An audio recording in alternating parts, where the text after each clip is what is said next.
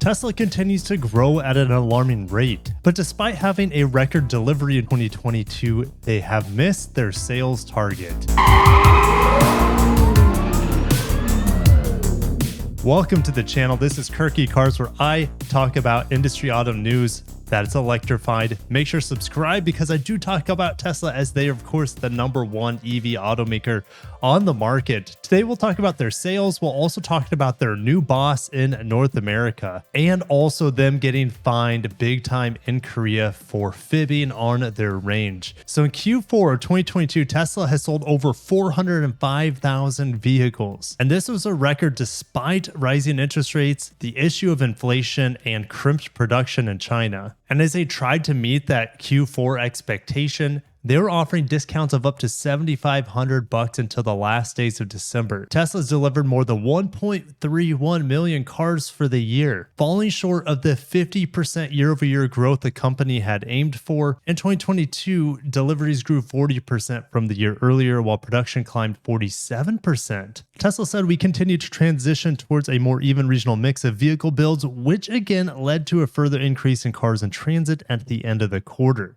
Tesla doesn't break out sales by region, but the US and China are its largest markets, and 95% of sales in 2022 were of the Model 3, Model Y. But arguably the bigger news for Tesla is their China boss, Tom Zhu, promoted to oversee US plant and sales. Tom Zhu becomes Tesla's highest profile executive after CEO Elon Musk, with oversight of deliveries in major markets and operations of key production hubs. And I think this is a good move by Elon Musk. So he needs to have a #1 head honcho for Tesla, because he can't do it anymore, at least maybe not in the capacity he used to.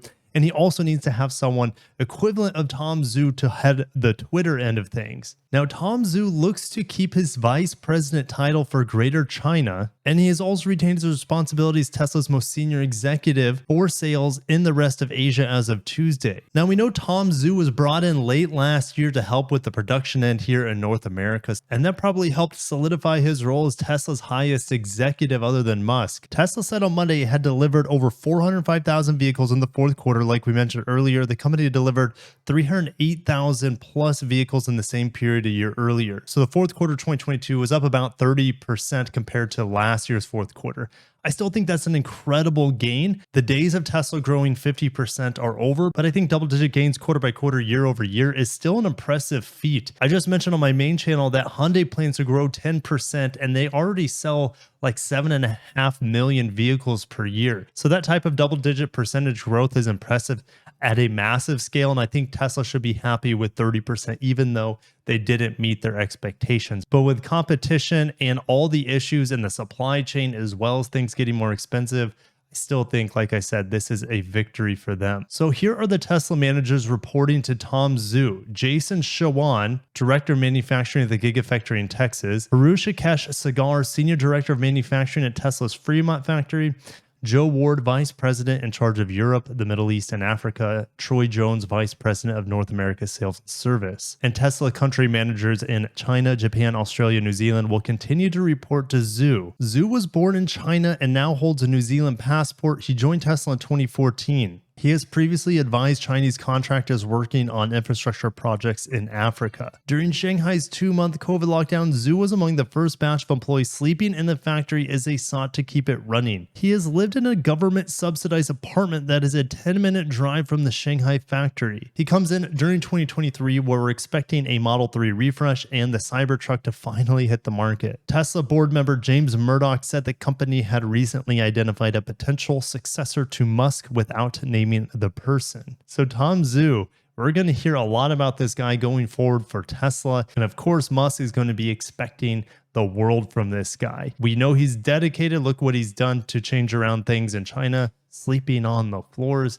You can't ask for more dedicated employee at the top level who leads by example. So they're in good hands, in my opinion. And over at Nikkei Asia, South Korea fines Tesla over $2 million for exaggerating driving range of EVs. Cold weather performance of vehicles drops by up to 50%. The Korea Fair Trade Commission said that Tesla had exaggerated the driving ranges of its cars on a single charge, their fuel cost effectiveness compared to the gasoline vehicles, as well as the performance of its superchargers. In 2021, Citizens United for Consumer Sovereignty, a South Korean consumer group, said that driving range of most EVs drops by up to 40% in cold temperatures when batteries need to be heated, and Tesla has been suffering the most from cold temperatures. Last year, KFTC also fined Mercedes-Benz for 20.2 billion won for false advertising tied to gas emissions of its diesel passenger vehicles. And that is going to be a major hurdle for EV automakers